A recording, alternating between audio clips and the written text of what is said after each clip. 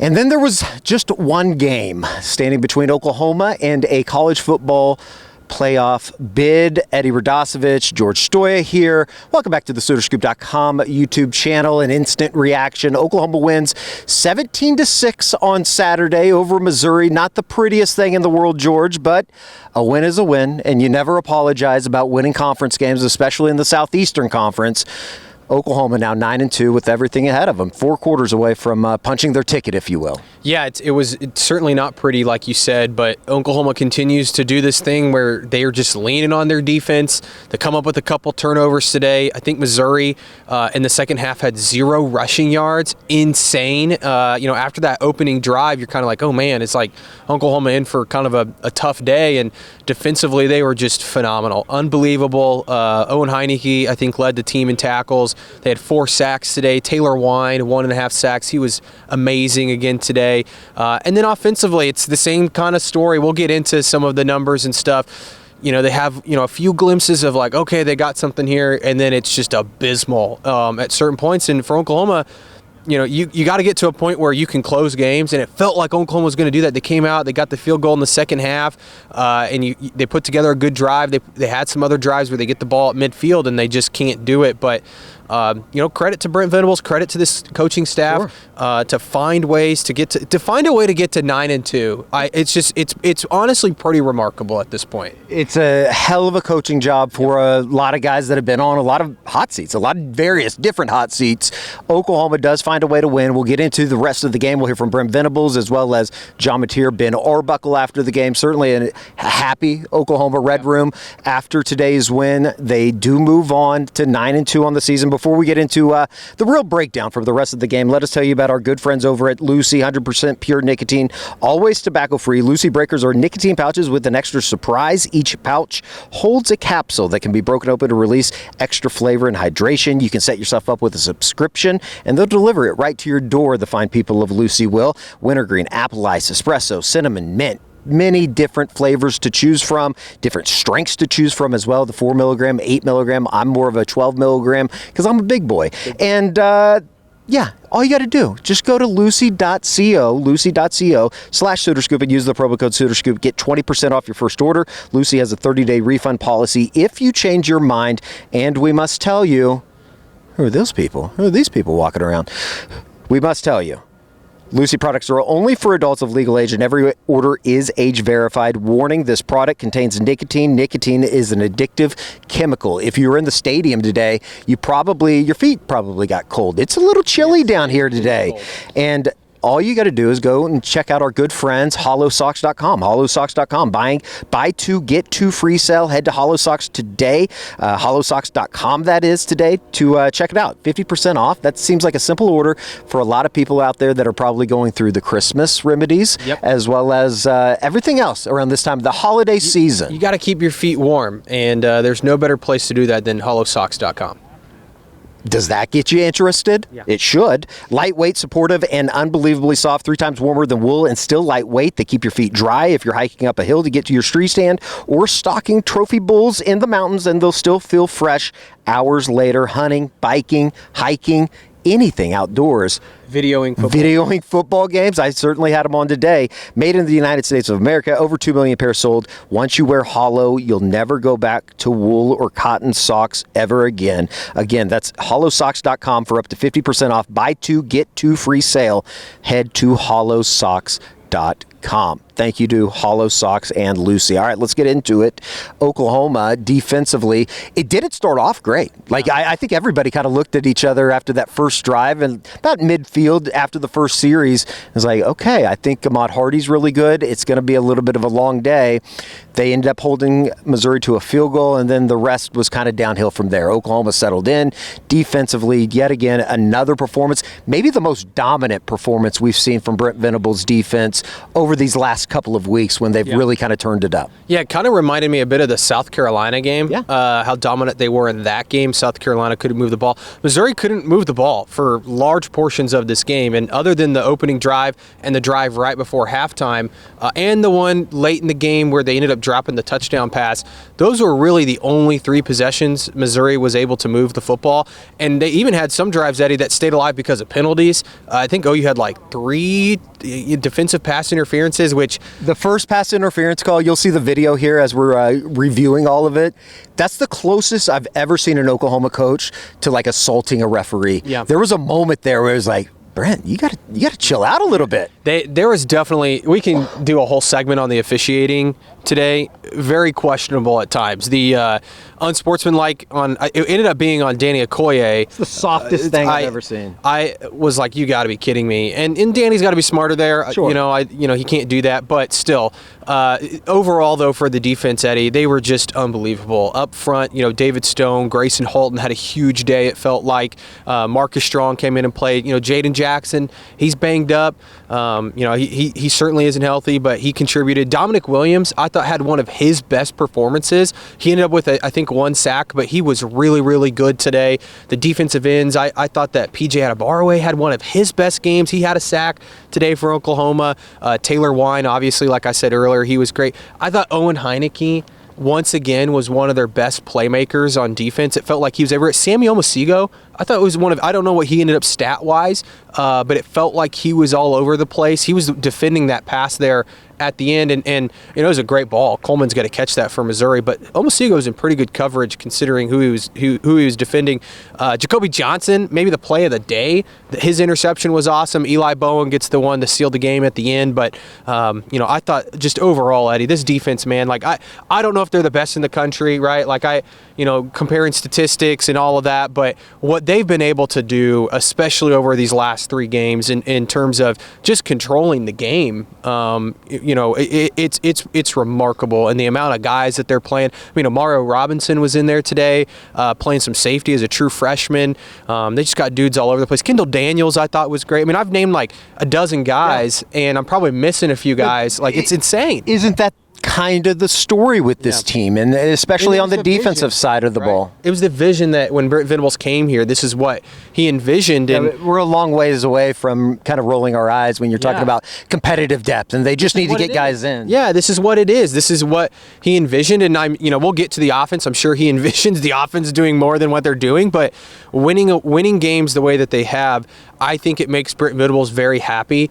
In the post game, I've never seen him happier in terms of reading off the play sheet for Missouri, the drive chart, and he's just like punt, turnover. It's like that's what Brent, he does this for, and I think that they've been incredible in terms of what they've been able to build on that side of the ball, and they're going to continue to lean on. However far this team goes, it's going to be the defense that they really lean on. Let's talk a couple of superlatives actually today. Owen Heineke, 10 tackles. Kip Lewis with 8. Grayson Holton and Kendall Daniels with 7. Robert Spears-Jennings, who did get injured in the game, came back into the game, though. He had 6, as well as David Stone. Very active day for David Stone. Reggie Powers. Let's talk about Reggie Powers real quick. As it stands now, he'll be out for the first half next week against LSU. Tell me, because I had a terrible angle on it. Good play, bad play, terrible call, good call. It was one of the few penalties today that I actually agreed with. Okay. He hits him in the head. He kind of launched, and I know he's not trying to obviously hit him in the head, but unfortunate timing on his part, and the ball was tipped, but that doesn't matter on a targeting call. So I actually think they got that right. It sucks. He's going to miss the first half of the LSU game. He's certainly a very valuable player, but they played Kendall Daniels the rest of the game. Thought he did fantastic. He can do a lot of different things, but yeah, they got that call right. We'll edit that part out. No positives. They got a lot of calls wrong today. That was not one of them. No positives being said about the officiating crew here in the Southeastern Conference. As you said, though, Brent Venables extremely happy after the game, and how could you not be? I think when we talked about Ahmad Hardy and the running attack that Missouri was going to bring today, you knew that you were going to have to stop the run. I think we even said on a couple of the shows, some of the William and Lauren practice reports this week, that they're going to stop the run. Like, Missouri's not going to come in here and be able to run the ball consistently to the tune of 50, 60 yards today for Ahmad Hardy. 57. Just 57. An unbelievable performance for those guys, and especially early when it looked like he was getting that extra 4 or 5 yards sometimes to clamp it down. Brent Venables, after the game, talked about his defense, talked about the performance. Here is the Oklahoma head coach, whose team is now 9-2. Man, I'm so thankful for the mindset, the grit, the toughness of this football team. Call them grimy. They're a grimy group. And I say that with great, great respect. Relentless mindset, passionate about one another, their opportunity, love to compete, and never losing hope or belief. They're playing a really good team. It's been a really good team against everybody they've played. They've played all the one-score games outside of the A&M game that really blew up into the third quarter after a fake punt and backup quarterback that played for them. Second half, I think they had 9 rushes, went for 0 yards, and I thought, again, defensively, just, again, punt, interception, punt, downs, interception. Just second half was fantastic. I think they had 9 rushes, went for 0 yards, and I thought, again, defensively, just, again, punt, interception, punt, downs, interception. Just second half was fantastic. We had a great drive. We had to settle for a field goal coming out of halftime. And just some amazing moments. I'm always fired up when we're playing to our ability. Made a few slight adjustments in the second half defensively. And really, our guys just, man, their will and their toughness were just, fantastic. A lot of reasons to be happy with this defense. I think that it's never going to get old in a way, talking about those 17, 18, 19 defenses, and as good as they were, historically good offensively, to be able to rely on a defense. I think Bud Elliott tweeted it on Saturday afternoon during the game. Oklahoma, from a defensive perspective, you can win every game the rest of the way. Yeah. With the offense, you can lose every game the rest of the way. Just real quick, Missouri 3 for 15 on third down today. It seem like, and as kind of heroic in a way as it was for Beau Pribula to start and play, he just was never very effective at all. No, and they finished the game, I think, 12 consecutive fails on third down, which is crazy. Like Oklahoma's forcing them to punt, and even, they're late in the game, getting the turnover on downs. Like, they were just sensational. And yeah, Beau Pribula, he had some really good throws today, and then he had some decisions that weren't great. I thought his mobility was a lot better than what I anticipated. He escaped the pocket a couple times, but it was very clear Oklahoma was able to get after him and make him uncomfortable. And ultimately, when it came down to Missouri's going to have to throw the ball to win this game, they had no chance. They unleashed everybody. A really good shot at David Stone. Taylor Wine finished a couple plays there during the fourth quarter, because it did get tight for a second. It's an 11-point game. You're in the middle of the fourth quarter. You're not able to move the ball. Real quick, we'll marry all this together with the defense and the offense, because I thought this was kind of the turning point of the game. Oklahoma, second quarter, they do come up with a stop. It's 4th and 3, I believe. Yep. They come up, they line up. Oklahoma calls a timeout. They come back out. They send the offense back out, they being Missouri. And then, Missouri called the timeout. Then Oklahoma calls a timeout. And then all of a sudden you see the kicker coming out. Yeah. And it was going to be a shorty. It was going to be a gimme type of field goal. Although I don't know if anything's a gimme for Missouri special teams. Why? He told us on Thursday in the game day preview that this was going to be a problem. They get the kick blocked. Yep. And then all of a sudden it felt like there was some momentum for Oklahoma. The stadium erupted. Somewhat of a quiet first quarter and a half. All of a sudden the crowd was back into the game. You hit an 87-yarder over the middle. That was the bright spot of the day for the offense, and that's where we'll start, because it all goes downhill after that. 87 yards over the middle on a 3rd and 10. Oklahoma all of a sudden led in a game that it felt like they had absolutely no reason to be in front. I think the first half, you look up at the scoreboard, it was 22-ish minutes to like 8 minutes. Yeah. Time of possession. What did it finish at? OU possessed the ball a lot in the third and fourth quarter. Time of possession ended up, where is it at here? Possession 32-48 to 27-12. So it certainly flipped in the second half. Yeah. I thought that was a big turning point in the game, though. Yeah, huge. It was huge. That really switched the whole momentum. And for Oklahoma offensively to take advantage of that, and just a heck of a play. It was the play before Mateer had missed Satania wide open, threw it behind him. They didn't run the same play, but a very similar play. He hit Satania in stride, and he was gone. And it really, the yardage at that point too, Eddie, was just OU. I don't think OU had negative yards. There was a point that they did. They had negative 7 yards in the first quarter. Yeah, it's so bad. But that really flipped it. And then that happened, and then I believe Missouri went 3 and out, shanked a punt, and then OU went down and scored again, and all of a sudden it was 14-3, and you're like, wait a second, how the hell did that happen? Where did that happen? A lot of people that were grinding on Oklahoma team total first half, 13.5. Congratulations to you. Go buy a lotto ticket, a Powerball ticket on Saturday night. Things are going well for you. All right, let's get into it. That was the turning point. Oklahoma was never able to extend, though. They were never able to put together good offense on Saturday. Yeah. For what seems like the third, fourth week in a row, you're kind of left wondering, the hell's going on right now with Ben Arbuckle's side of the ball? Yeah, and I don't know the answer. I think part of it is they don't have a running back, and props to Xavier Robinson for gutting it out today. He was awesome. I know what you mean. They do have a running back. Yes. He's just banged up. And you asked Brent about it. What a gutsy performance today. He was awesome in terms of, he didn't have any big flashy plays, but just physical. It felt like he was always falling forward. He was giving him some tough yards. He came up with some big blocks late in the game. The scramble that Mateer had that kind of run the clock out or run the clock some more. He had a huge block on the edge on the 3rd and 7 play. So I just and you could tell he's not 100%. Like he's not able to do some of the things that you want him to. But gutsy performance. We didn't see Torrey Blaylock at all today. I think he had 2 snaps. They never handed it to him. And then after that, I don't think they have anybody, or at least anybody that they want to play. We talked about the Jaden Knott situation. Clearly, they're not going to play him. They'd rather play Xavier Robinson on one leg. So not a good situation. I think that's a big part of the problem with the offense. You could tell they were like, we're going to have to rely on Mateer to throw the football today. And there was moments where I thought, Mateer was making the right reads. He was seeing the field well. I asked him after the game, did he emphasize staying in the pocket? Because it felt like he stayed and stepped up in the pocket a few times. And that was good. They just missed on things. Like they tried to push the ball down the field. Everybody wanted them to this week. It was a huge storyline. They did it today. They just couldn't connect on it. It felt like Mateer sailed a few.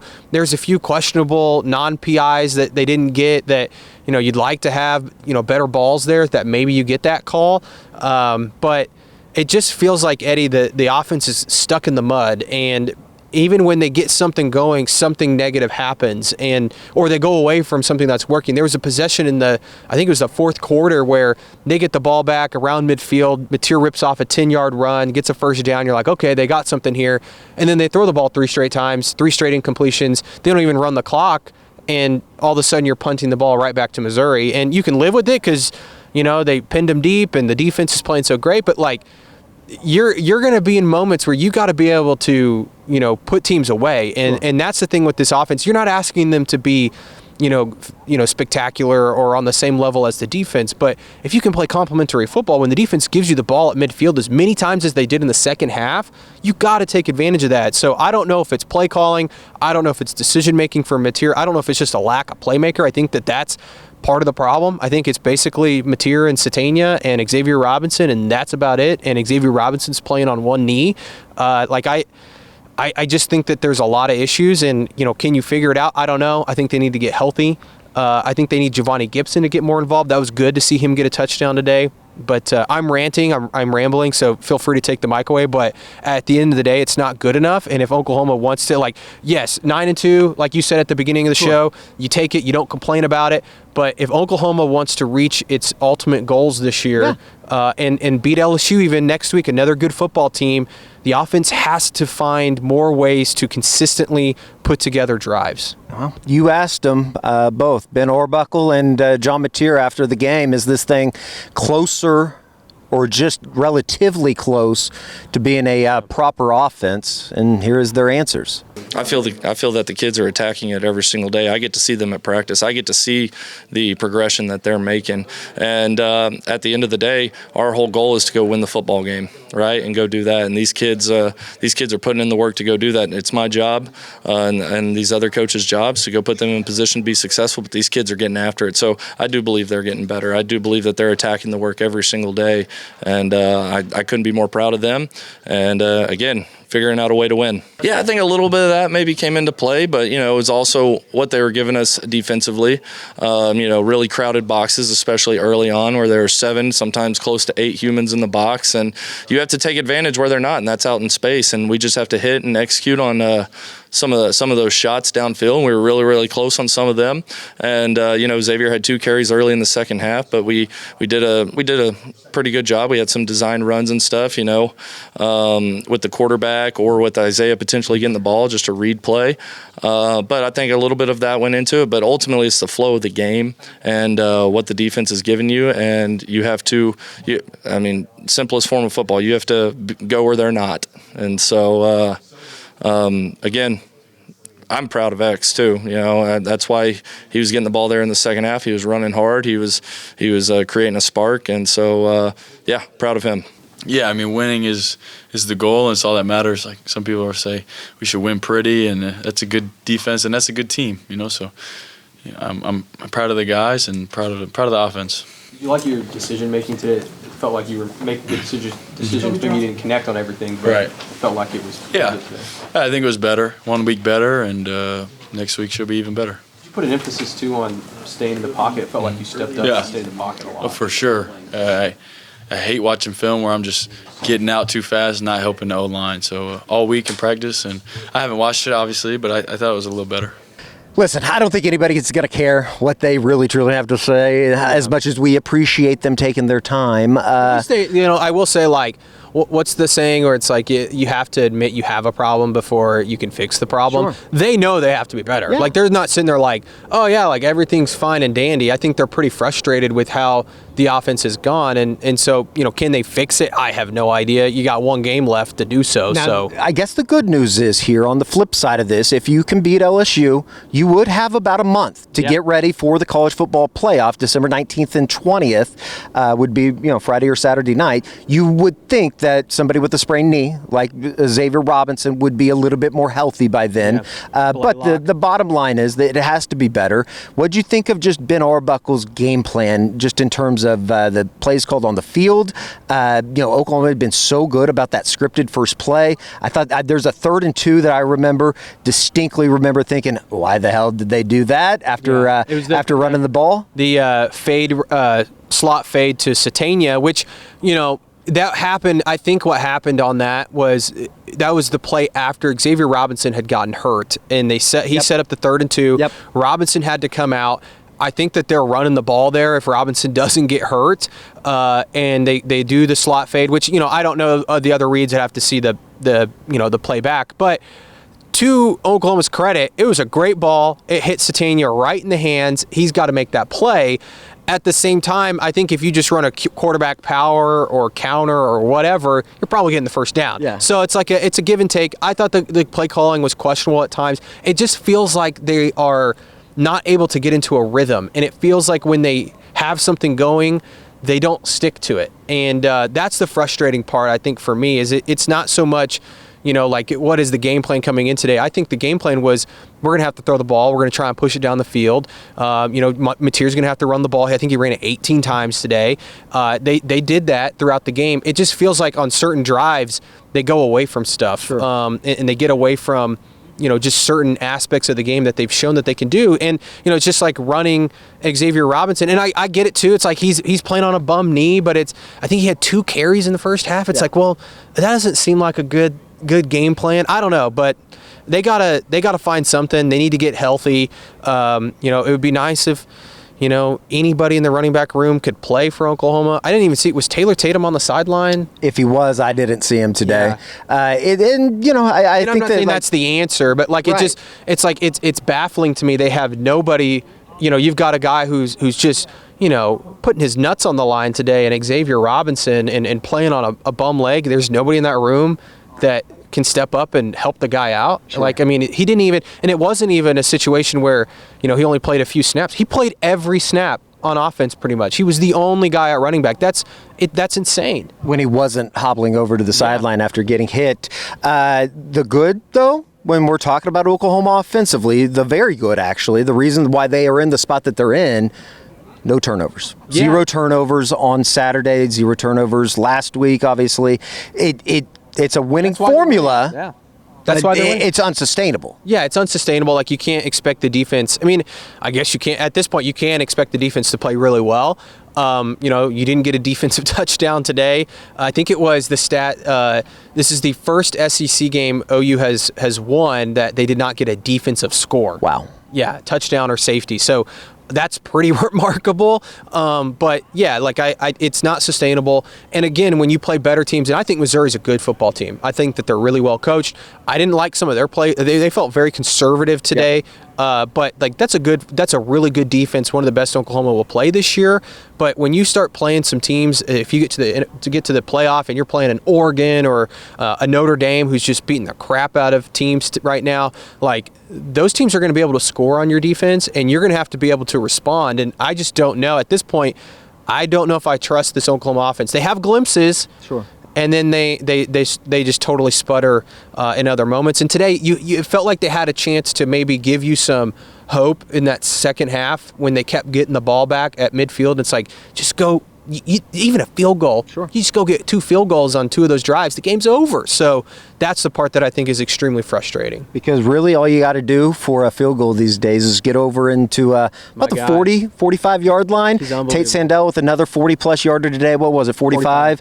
I thought Grayson Miller, he didn't have the best day, I didn't think. But at the same time, he had 9 punts. I think 5 of them got downed inside the 20-yard line. You had 2 touchbacks. He averaged, I think it was 45, 46 yards a kick. A pretty windy afternoon, blustery, if you will. Special teams, though. Really, really good yet again. Yeah, really good. And you'd like to see Satania return a couple punts. Missouri's punter was really bad at times, and then he'd have ones that were just, sky high, and there was no time to return. But yeah, overall, really good. I thought their coverage was really good today in their return game. Coleman for them is a really good returner, so they did a good job. And obviously Sandell, he's just the man. This guy, he's the best kicker in the country. I don't even think it's a debate. Like I don't know, and I can't tell you who would even be second, but like this guy's automatic. It's unreal. I think there's one guy, and I did a little bit of homework on this. There's one guy that I think stands between Tate Sandell and the Lou Groves, the Tokyo Toe over at Hawaii. He's now 25 for 25 on the season. Hasn't missed a kick. He's I believe closing in on the NCAA record for most consecutive kicks. It's not. It's in America, but like, come on. Okay, we're not going to send that to Dylan Gabriel. I do love Dylan. I love Dylan. Yeah, you're never going to be allowed on the islands. The whole, and I'm sure that I know Tokyo Toe is very good. Yeah. He's, I know what you mean. He's awesome, but what Tate Sandell has done in terms of in big moments, big spots for OU, it's unbelievable. He's winning football games for Oklahoma because of his foot and because of his leg. They would not have a chance to go to the college football playoff if not for Tate Sandell. I believe Hawaii is 8-3 now after losing on Friday night to UNLV. So we shall see. No, I don't think they're going into the playoff. I don't think that's going to be the case. But the fact of the matter, Oklahoma now 1 win away from solidifying themselves in the college football playoff field, and it's going to be a fun week around these parts because LSU coming to town, 2:30 kickoff back here at the stadium next week, and it's kind of hard to imagine that, as you said at the beginning of this, they're in really, really good shape, and I think a lot of people, including myself, I'm going to include you as well,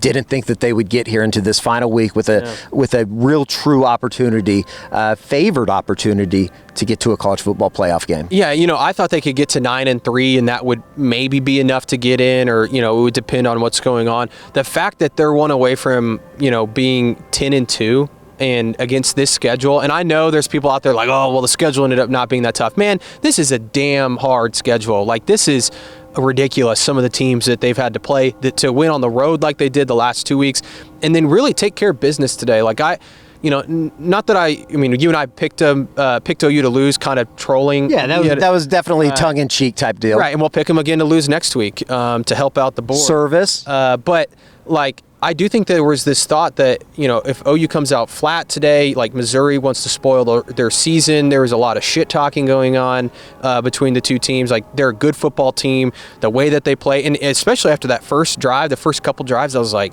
man, they're playing right into Missouri's hands. To come out and respond the way they did, take care of business against a good football team, I think it says a lot about the mentality of this group, the culture inside the program, and kind of the direction of this thing. I don't know how far they can go. You got to go do it again this next week against LSU, but man, to be sitting here at 9-2 and having a chance to go to the college football playoff, and maybe host a game, it's pretty big time for this program right now. Pretty special. I think you could say that. I don't know. Many men are hard to kill. How about that? How about that? That was awesome. That was awesome. And credit to you. We got to give credit to Shane, our guy Shane out on Twitter. He's the one that brought it up. Yeah. And I just happened to have the platform to run with it.